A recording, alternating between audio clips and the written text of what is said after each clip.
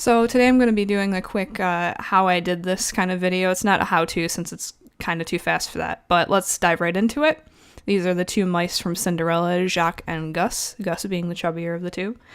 So I found a picture on Google I liked of them dancing. I like the energy of it, and here I'm trying to capture the shapes and energy of the two characters, but it was a little awkward, so I redid it here. I got the kind of feeling of the drawing by putting in the shapes. And what you want to do is you want to draw a character using shapes. You don't want to say, well, this line connects to this line.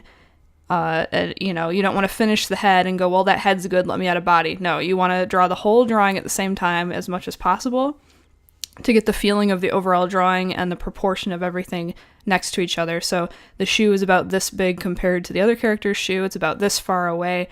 Looking at negative space, looking at how things interlock, like the hands, and I end up moving them around a little bit as things go on. But as you can see, I kind of sketch in very loosely everything in the picture, including the character's hair, their tails, just a rough sketch of where everything fits together. And then you can refine it as you go, but it's good to draw the whole drawing first and then worry about the details later on, as opposed to getting a really great, perfect, detailed mouse head and then going, oh shoot, I didn't draw the body, now what do I do?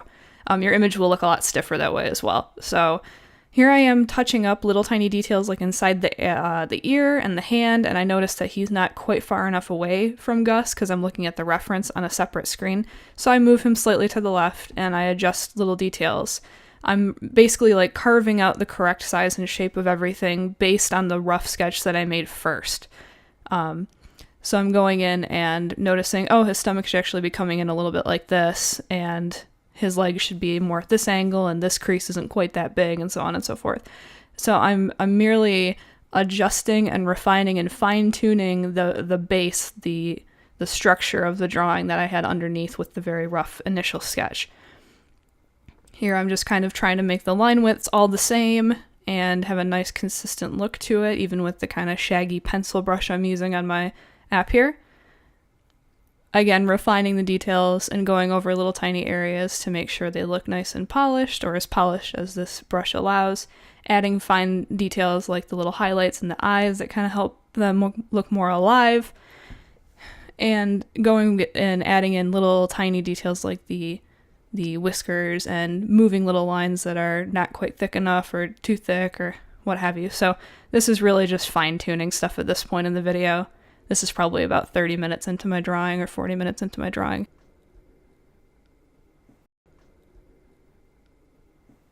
See, this is why I didn't do a full how-to, is because I don't know what to say. So I'm just going through and looking over everything and making sure it's right before I add the color. And so here I'm adding color by using a technique called alpha locking. This is very similar to Photoshop, where you can lock the transparency of a layer.